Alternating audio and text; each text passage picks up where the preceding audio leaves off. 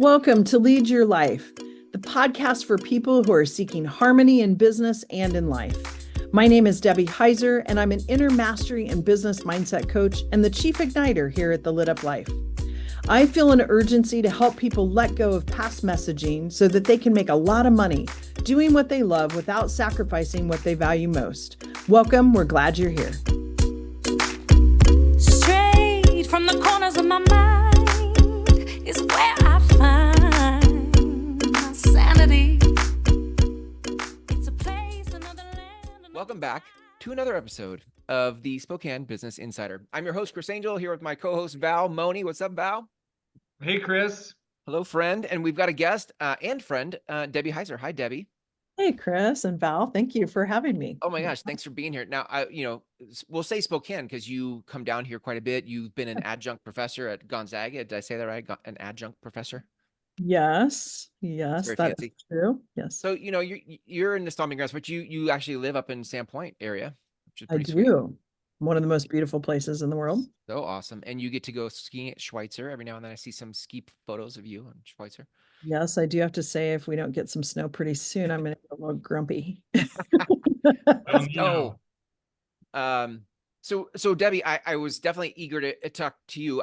This podcast and what Val and I are doing with the Groundswell Collective in Spokane as a community of business owners is incubating, nurturing, encouraging a conversation about, social impact, consciousness in business. How do we use our business to make an impact in the world? And so this podcast was a way for us to interview and talk to others who are in business that have a similar perspective. And that's why I thought of you. So, give everybody a sense of who you are for social impact in the world through business. You can do whatever you want with that question.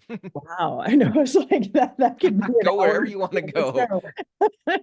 Well, what I say is I'm a chief igniter. So, I like that. and really what that's about is, for the lack of better term, what I do is I help entrepreneurs make a lot of money doing what they love to do without sacrificing what's important to them. Because I see way too many business owners, they get into business thinking it's going to be one way. And I don't blow smoke. The first year or so, you're learning, you're doing all these things. So it does take a little bit more time and energy. But ultimately, at the end of the day, the business should be a conduit to what you want your life to look like, not have your life revolve around. And I just see way too many people in that situation, and they're unhappy and disillusioned, and they offer great products and services, but they just are tired and they're burnt out. And I think life is too short not to have a lit up life. Yeah. Are all your clients business people? Are they in business for themselves? Chris, that's a really good question because I've been open to anything. I do have some clients that are in corporations. I've had some that are career-based people that are trying to move up into a C-suite position. And so we work in that angle because it's really, when I coach, we look at the holistic life, not just business. Business is a piece of that. So business/career. I live by the 80-20 rule, plus or minus 10. And my business model is set up to have about 20% of folks be either corporate. Like I've worked with some businesses where I coach their C-suite folks. I've got a coaching gig that's coming down through Gonzaga right now with an employee and a manager that are struggling with communication. They're just so different. They're having a hard time with that. So about 20% of my model is there. I will say most of the people I work with are women, but I have 3 people right now that are men out of a group of about 12. So, nice. Aside from the mastermind, but just private client wise. So I tend to work mostly with business women.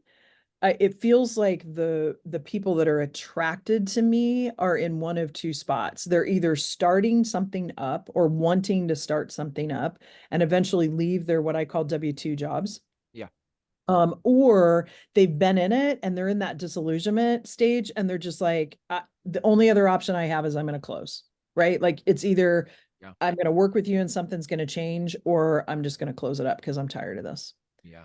I don't tend to work with people that are later in the cycle. I have helped people get their business ready to sell. So I'm not opposed to that, but it feels like those and those are pretty broad, but those 2 types of clients are what tends to be attracted to me. You've said that before we hit record, you were talking about how so you can do the business side of things, structure, Yeah. strategy, things like that, but you also can go to work on identity and the importance of identity and who you are. And I think that'd be interesting to explore, because I think a lot of the business podcasts, business coaching, business conversations are around strategy, tactics, hustle, grind, all that, innovation, disruption. But I think one of the things that's missing, and I've noticed a lot of times, is without the latest trend to hustle and grind over, people don't really know who they are. We don't know what we want, we don't know who we are, and I think that gets overlooked. So talk to us a little bit about what you've noticed about identity, what's missing, how do you find it? Yeah, Chris, how I start, because if someone starts with me and I say, "Who are you? What's your true identity?" They get overwhelmed, right? Yeah. Because to your point, they just don't know. And I'm a firm believer in a tool called transactional analysis, where we all have four people in our head. They are ourselves, but in your case and Val's case, it's a little boy. For me, it's a little girl, right? Gender Sure. aside, right? That's just what we associate with. And then we have our adolescent, then we have our critical parent. Now that's not our parents, but it's us parenting ourselves. And I always say, if you find yourself shooting on yourself, Mhm. that's an indication your critic is out. Or Mhm. if I hear someone say, "I'm my worst critic," then I know we need to unlock a lot of messaging that they feel like they should be doing something a certain way. So the theme I see is that people don't realize that they spend most of their time in their adolescence. When people are burned out, they're Mhm. tired, whatever the case would be, that they've spent the majority of their time in their adolescence. It's not bad. There's good things to all of those different places, but the goal is to get you into your mature adult, tell the critical parent, "Thank you for trying to keep me safe, but I need for you to sit down now and be quiet," and then keep that adolescent and that little person safe. Yeah. And so part of what I do is I help people dream again, because we get so bogged down. And in my opinion, we are inundated with so many messages that are cultural norms and who we should be. I saw that a lot when I moved to the Pacific Northwest, because different areas in the US have different cultures. Mhm. And, for the most part, I moved a lot when I was a kid, but between Chicago, Denver, Kansas City, Midwest, right? Very Bible Belt. Then I moved to the Pacific Northwest, and people talk differently than they do and things are different here. And so helping people to uncover that it doesn't matter where you're at, but it's really about who you are and understanding that. Like, I have a big piece with this when it comes to, and I'm kind of pontificating everywhere, but a big piece for me about understanding your true identity is, when you know your true identity, you don't have to put up boundaries. A boundary puts up a wall. So Yeah. if I put a boundary up with you, Chris or Val, I'm putting a wall up, which then separates the relationship. Versus, you know what, Chris, you know what, Val, I love that you're doing X, Y, and Z. It's just not for me. Mhm. And I so appreciate it, and I'll support you in whatever way, but here's where I'm at. And then it's not this defensive Yeah. kind of behavior. It's more of, I know what's right for me, and I Yeah. can stand tall in that, right? I think it's interesting, because I've been interested in personal development for 20 plus years. Yeah. I've always been curious. I've always feel like I've gone to work on myself, and in that, a lot of that was just moving through different phases of those, the child, the adolescent, the teenager, like moving through the parent, the critic, moving through these different identities, and all the while being in business, right, for myself. So picture 20 years of making business decisions and putting in lots of effort and hustle to prove to myself, or prove to my inner critic, or prove to the world that I can do what. There's a lot of energy in business being exerted from these other identities that maybe are not the higher self. They're not I don't know what word you would use for it. Not the true self, not the higher self. But I think a lot of us are experiencing this discontent from who we feel like we've had to be Yeah. in these different personas versus what our heart really wants to do. Yeah. Do you see that at Yeah. all when you're coaching? Oh my gosh. Yeah. Because what ends up happening, and I call them double binds or loyalty packs, Yep. because we make these contracts with people we love and we don't want to say that they're wrong, right? Mm. So we'll go off and do things because we feel like that's what we should be doing. When in fact, when you break through from that and truly understand what your true identity is, it's so much easier to lead a lit up life because you do know who you are. And it doesn't mean that I know who I am all the time. It's layers, and even every time I level up and I try to do something different that's a little scary, it pops back up, right? It's a different layer that then I just have to work through. And I always want to stay in touch with my little child. As a matter of fact, people might roll their eyes when they hear me say this, and I would challenge both you and Val over the Christmas holiday is I give them homework to either go finger paint or I tell them to go buy marshmallows and leave your animals outside of the room. But once you're ready, you tell your family to come in and you have a marshmallow fight. Because we have to stay tapped into that little child, right? The emotion, the fun, the creativity, because really innovation is just an adult word for imagination. Nice. Yeah. Right. And so I see this all the time, Chris, where people have these messages. I will say a couple that tend to be always there is money stories. We have money stories and it usually reverts down to value. And I always tell people you have to quit giving friends and family rate because everyone I meet's a friend. Right. And so you're in business because you also want to make money. It's not the only thing, but it is a measure of what you're doing. Right. And I typically always say to people, how many of you have ever heard that money doesn't grow on trees? Because most of the time, I don't know, Val, Chris, have you heard that before? Yeah. Yes. Yeah. Yeah, but it does grow on trees. You want to know why? It's paper, right? And so part of what I help do is uncover some of those messages that people have around scarcity. Because if we're in a scarcity mode, part of that inner game stuff is about vibration. And if I'm vibrating in scarcity, I'm not going to attract the people that I want into my business.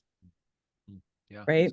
Yeah. The other thing is time. People have a time story. And I know it took me a few years to realize, oh, I'm the keeper of my own schedule. I can go ski Monday, Wednesday, and Friday mornings and come to work. I don't have to work 8 to 5, Monday through Friday.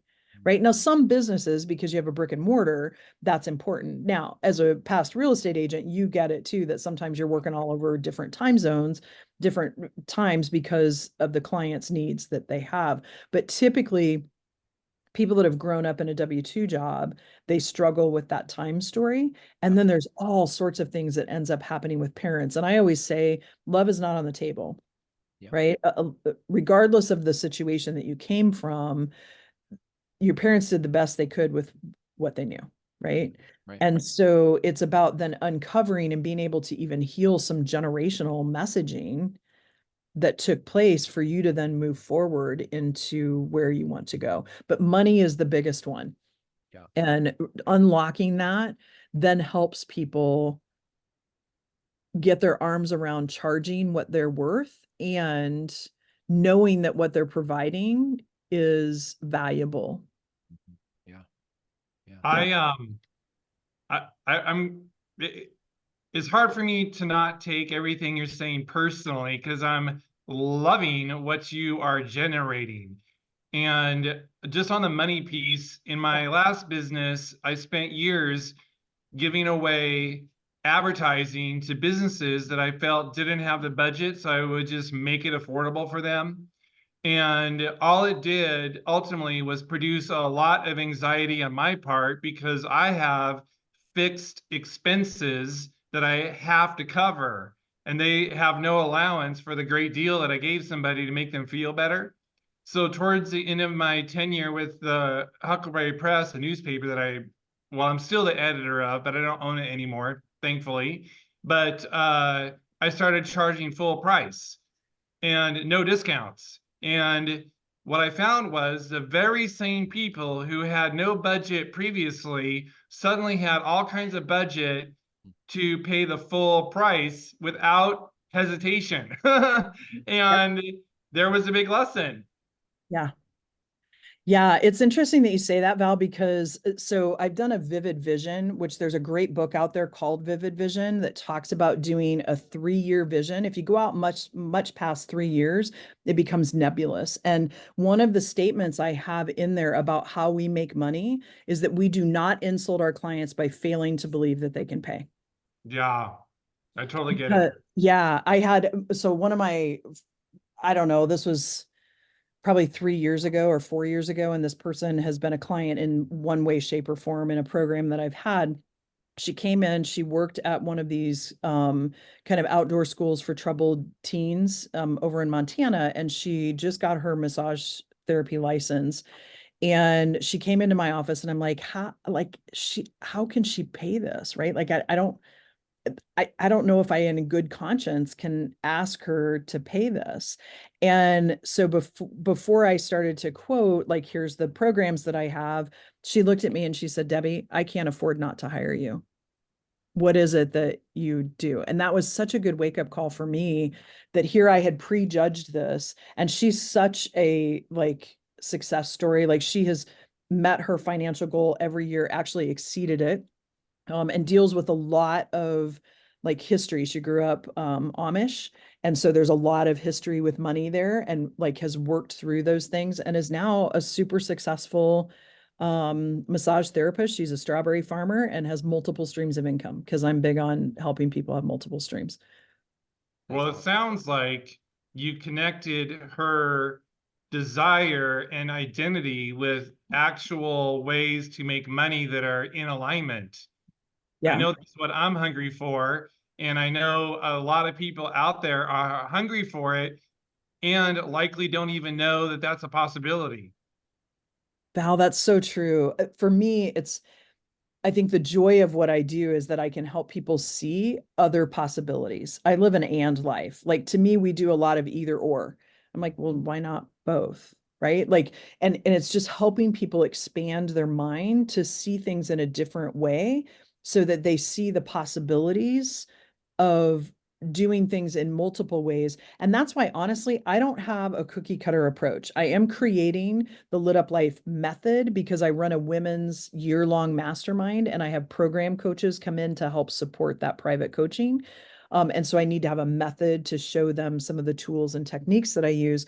But I have a huge toolbox. And then particularly for private clients, I customize that based on what they need, because everybody's different. There's some themes, Chris, you were alluding to that and asked about some themes that, I have a money story exercise that people talk to the wall, and, some people that are listening to this thing are, oh, she's woo woo, right? But it works We because like woo woo here. It's all right. I do, Woo is I okay do. here. Woo is okay here. And it breaks it down so that then you can create a budget and not be afraid of it, so that you can like create programs and realize that, what, if particularly if they're coaches, if they're a coach and they have sold 3 people on this program, it's time to raise your rate. It's the law of supply and demand. Nice. Right. And then when you raise your rate, you level up too and offer more value. It's just natural. Yeah. Love that. Tell me about the identity piece, because I think that's an important, we've talked about maybe born into identities or parts, if we're doing parts work, like your adolescent, your teenager, whatever. But then there's the identity of like, this is who I am. Yeah. I know you had mentioned before I think before we hit record, just the 4 things that you are. You're an igniter, but you have these other things. How do we begin to find or define our own identities? It's a pretty simple, but not always easy exercise. We actually start to unwind and look into the past. I'm not a firm believer to stay in the past, because that creates depression. And when you look forward and stay in the future, that creates anxiety. So I'm really big on staying present where you're at. And faith to me is taking the first step, knowing the next step will appear, right? We don't have to have all 1,000 steps figured out. Yeah. But I have people start to unwind and say, okay, if you're feeling X, Y, and Z, when was the last time you felt that? And then when was the last time before that? And when was the last time before that? And usually there's themes, or when you think about being the happiest you've ever done in any kind of work that you were doing, what were you doing? And we start to delve into that. And then there's some kind of theme that shows up, hence my very first job when I was in high school. I used to compete nationally in piano, and I taught piano lessons. That was my job. So I was a teacher.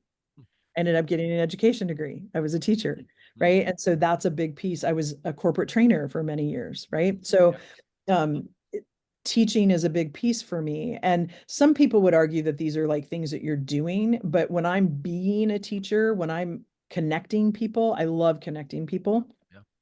If I am helping people heal, right? Unlocking some of these things that have held them back, it's life changing. And to me, that's so critical. So when I think about being a teacher, being an influencer, being a healer, and being a, I don't know, I forgot the other one now that we're chatting, but if I'm doing one of those four things, I'm really happy. But if I'm doing all four, I am lit up. Yeah, I love that. Yeah. Right. And so it's then about finding Yeah. what's the right work for you then. Yeah. Yeah. This is where I wanted to go, because I think if I think about my vision of people leading their important work, everybody Yeah. has something their heart wants to do and contribute to the world. But if you try to do that outside of your identities, if you try to do that or you try to do that in only one of your identities rather than all four, where you can be lit up about it, then it can occur like exhausting, overwhelming. You might think you're a martyr for a cause, like, but when you're activating these identities for the purpose of something that inspires you, a vision that inspires you, I mean, there's nothing better. I'm feel like I'm in that right now. I don't know that I've done all the work to get to what are the identities that are playing the game, but whatever they are, undefined, they're all here. They're all playing because I'm fired up. I'm lit up, to use your word. Yeah. Yeah. Because then you can step into your purpose. Because to me, purpose can change. It has seasons. Sure. Right. And so it's tied heavily to that true identity. And for me, my true identity also has to do with my faith, right? But I talk in realms of universe because I don't want people to get caught up in the vernacular, right? Whatever it is for them. Like having some kind of spiritual grounding is important, regardless of what that is. And so then as you start to investigate and look back into your past at times when you were happy, what ends up happening is you start to uncover, oh, well, I went to college and got a teaching degree because I thought that's what I should do. Right. And then you go, okay, well, who were you trying to please? What was that about? Right. So I don't get into therapy. I have really good therapists that are around me. And when people start to dig into things it's not my expertise, I refer. And so I do have some clients that like they do counseling and they come see me because I know I'm only equipped up to a certain point. Sure. You know, and some people have some very deep hurts with things. But when you're looking at trying to figure out then what makes you happy, it doesn't mean that if you have a business and you're disillusioned, that you can't be happy. I'm the first one to say, go hire a really good accountant to do your books, right? That is worth every penny you pay them. And there are certain things that if it stops you from making revenue, go hire it out. I don't care if you don't have the money right now, you're not making the money because that's stopping you from making revenue. I had that happen with my website. I'm like, I know I can do this, but I kept stalling and I'm like, I'm just hiring somebody to do this, right? I can't do it. And you have to have the faith that then the money comes from that. But going back to that question that you had, when you're not living in your true identity, like as an example, I know I've been an executive. I don't want to be the CEO of my own business. My business is growing and scaling, and it's going to be a large business that has large impact. And I know without a doubt, I'll continue to give the vision and do that, but I want to be working with people. I want to be leading these masterminds, and I want to have somebody else dealing with all the other stuff. Right. And some of the smartest, most successful business people I know and that I have met through some great conferences I've attended are not the CEOs of their own business. It's not their lane of genius. I love that. So when you figure out what your true identity is and you can figure out how that then plays out, how that's executed or expressed into your purpose, that's what it's about. And so even when I talk about making money, right? Like people are in business usually because they want to make some money. It's usually flexibility of schedule and they want to make money. And so it's important then to look at that piece of it, because then I get some people that are super altruistic and they're like, well, I just want to make impact. Great, right? Like we do want to make impact. That's what it's about. But part of doing impact is making sure you have the financial means to contribute back into your business and into your own livelihood to do what you do. Yeah. It's good. And a lot of people are afraid to talk about that. Yeah. No, I get that. Judgment, all that kind of stuff. I love, it's not the right word, but you're taking things that could be considered sort of ethereal or thematic and bringing them down into the nuts and bolts of, we're here to make money. That I have done a lot of personal growth starting basically in 1996 And so much of it was up on a particular level. And then I had to translate, how am I going to make money with this? And I love that you're automatically translating it into something that people can apply and move the financial needle. And that's really important. And I also had another question. You said you are an influencer, and that's kind of a buzzword these days. I'm just curious how you see yourself as an influencer. Yeah, Val, thank you for bringing that up. So I am what I call a servant leader in training. And sometimes people get the wrong impression of what a servant leader is. A servant leader is not someone that lays over, plays dead, and everybody walks all over them. A servant leader has the tough conversations. Because they care so deeply, right? Like I don't worry, but I care deeply. And when I care deeply about someone, then one of the 10 characteristics, so Robert Greenleaf kind of coined servant leadership, and this is part of what I teach at Gonzaga. And Larry Spears went through and read all of his writings and came up with kind of 10 characteristics. There's other people that have done similar things, but one of the characteristics is persuasion. And to me, persuasion, a lot of times people have a negative connotation. And actually now too, influencer, people are starting to have different, filters of what that means. And really what that means is I know, Val, that like one of my lanes of genius is people trust me. And I don't take that lightly. So if I go, like I just was having a conversation with someone today that was talking, it's fascinating about this like plasma bed that it like literally reverses aging of your cells. It's just fascinating to me, this kind of stuff. And so we were talking, and I'm like, look, I know that if I go use this once or twice and I feel results, I am the first to share with people. You got to go check this out. This is really cool. And people fall into, like, I don't want to say fall into, that's not the right word, but like they want to go try it. Like I don't do that on purpose of saying, oh, I'm going to be the Pied Piper and everybody's going to follow me. But I know that people trust me because I'm honest. Like that's a big value for me. And so when I say, hey, this worked for me, I don't know if it'll work for you. People a lot of times will go book appointments with people. They'll go do those things. So it's more about I know I have the gift of persuasion, but I don't use that in a way. For me, it's important to understand like not going down a negative black hole piece of that, right? Right. Yeah, you're a servant leader being influential and persuasive. There's a big difference in who you're being. Yeah. Yeah. Thank you So for asking. talk us through a little bit about the lit up life and what I'm assuming like once we have some sense of identity that makes living a lit up life easier. Like walk me through what's your vision about lit up life and how do we start living a Yeah. lit up life? Kind of my method. Is that what you mean? The method to the madness? Maybe the method or the vision around it or Yeah. So I'll kind of say two things there. So the lit up life hasn't always been the lit up life. This just happened a couple of months ago. I do have a podcast named by the same name as what my company was, which is Lead Your Life with Debbie Heiser. And I realized I changed my business model because most coaches, their business revolves around them and it's not scalable.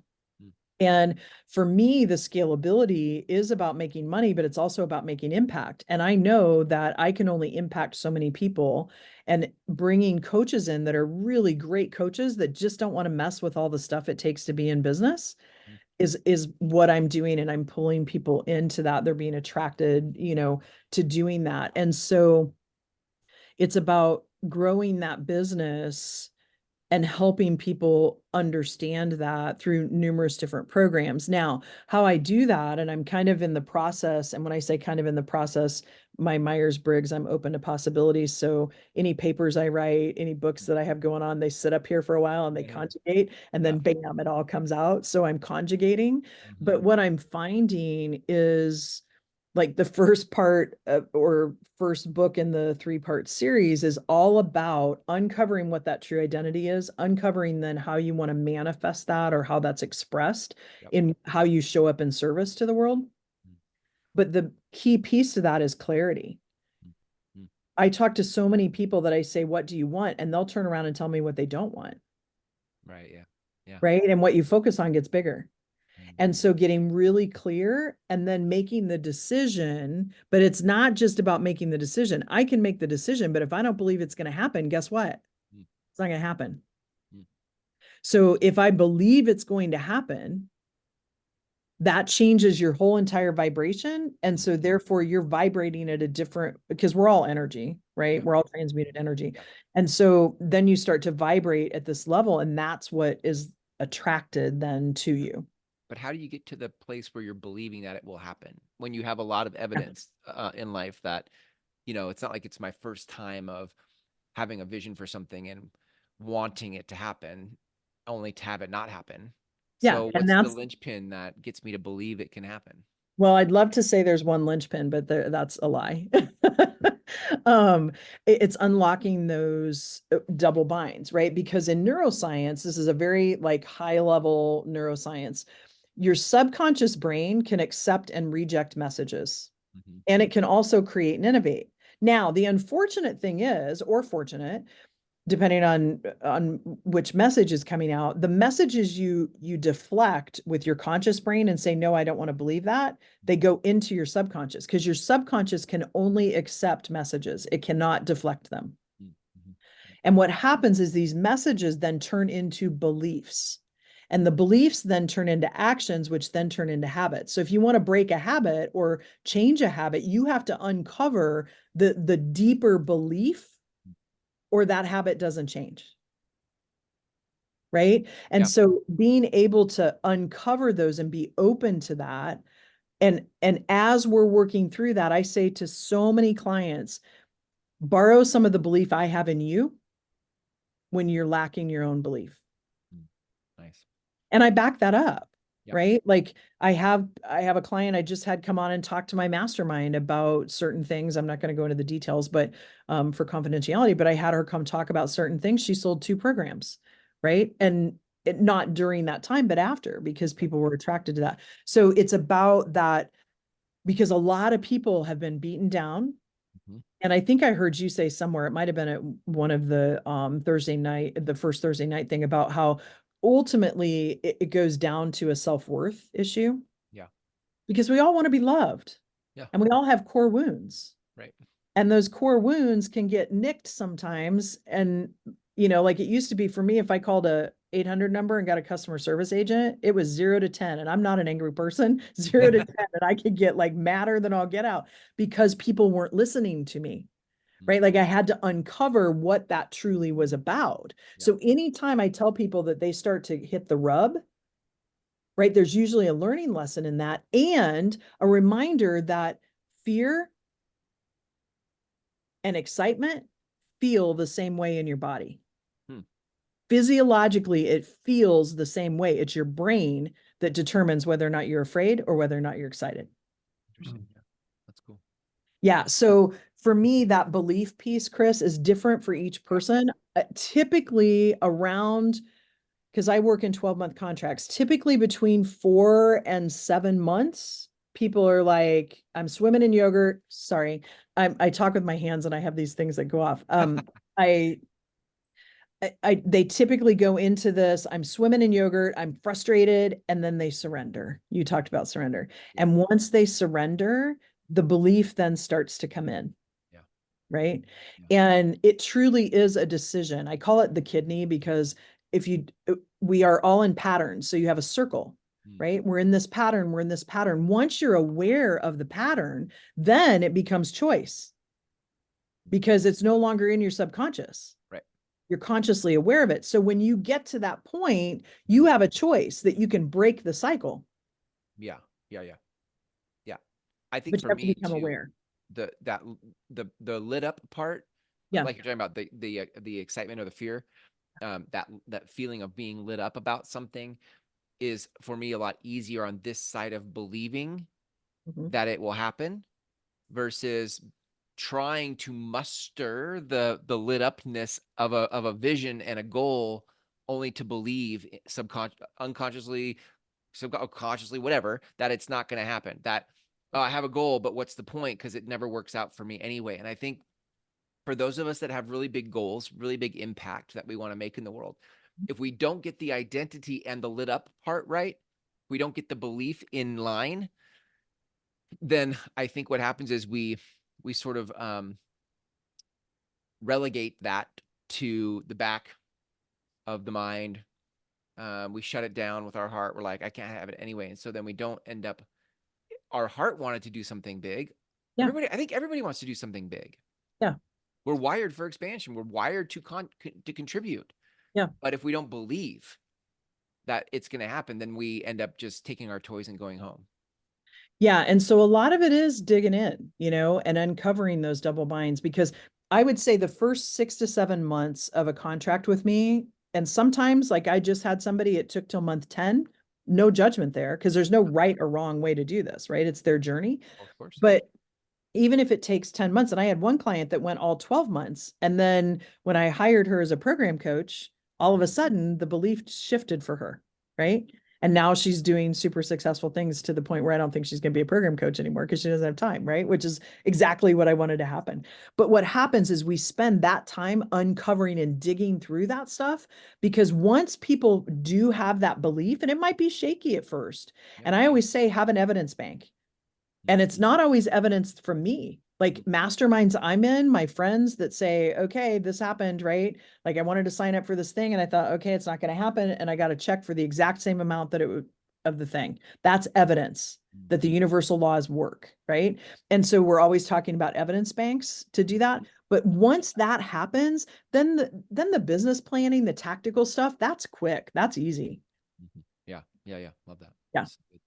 So good. Yeah. So it's not a linchpin, but once those pins all get pulled, Yep. man. Yeah.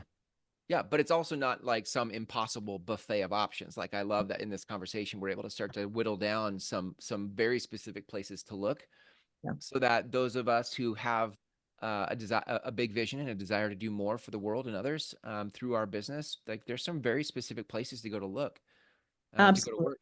So. And Chris and Val, I would say too, that for me, like some people are like, oh, good, I've done, well, no, we never finish, right? Yeah.